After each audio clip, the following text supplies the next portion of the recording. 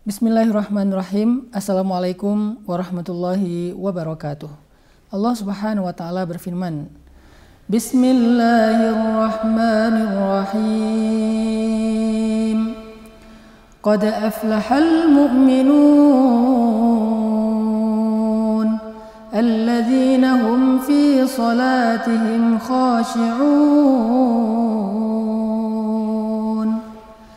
Betapa beruntungnya orang-orang yang beriman, yaitu orang yang khusyuk di dalam sholatnya. Khusyuk di dalam sholat adalah salah satu kenikmatan yang Allah berikan kepada hamba-hamba yang sedang datang untuk menyembah Allah Subhanahu wa taala. Ketika seseorang merasakan khusyuk, dia akan dihilangkan dari sifat keluh kesah. Saat dia khusyuk, Allah akan ilhamkan ke dalam hatinya ketenangan. Saat dia khusyuk, Allah akan angkat beban-beban masalah dari pundaknya. Sehingga khusyuk ini bisa menjadi sebuah nikmat, bisa menjadi sebuah rehat, dan bisa menjadi sebuah terapi bagi kita untuk melepaskan lelah dari semua masalah hidup. Pertanyaannya adalah bagaimana cara kita mendapatkan khusyuk dan kenikmatan dalam beribadah? Karena banyak dari kita ketika sedang sholat, jangankan untuk khusyuk, untuk bisa tenang sebentar saja susah.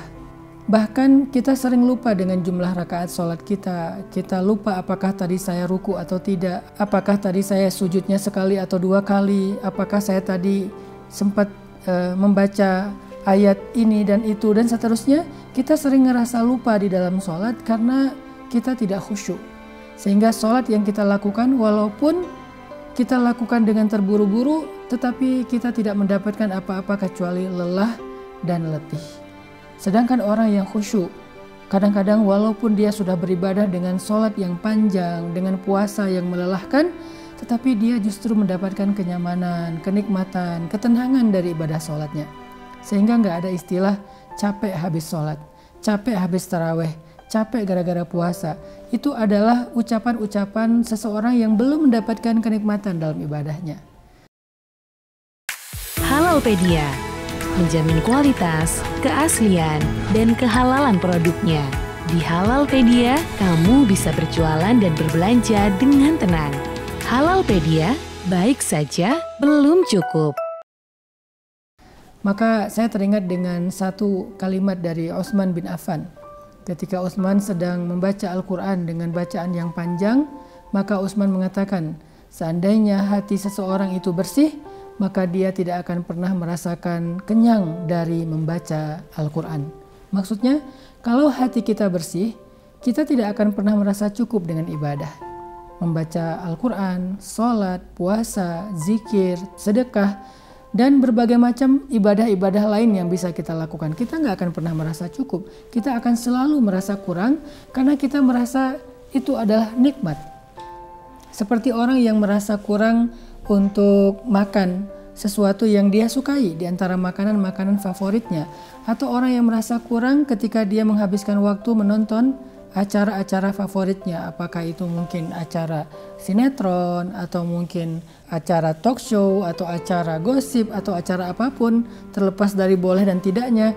Sesuatu yang kita nyaman, yang kita suka olahraga, main skate, main surfing, main BMX atau naik motor, touring, sesuatu yang kita suka, maka biasanya kita nggak akan pernah merasakan lelah, apalagi merasa cukup dengan apa yang sudah kita lakukan. Kita pasti nagih, minta lagi, pengen lagi, dan seterusnya.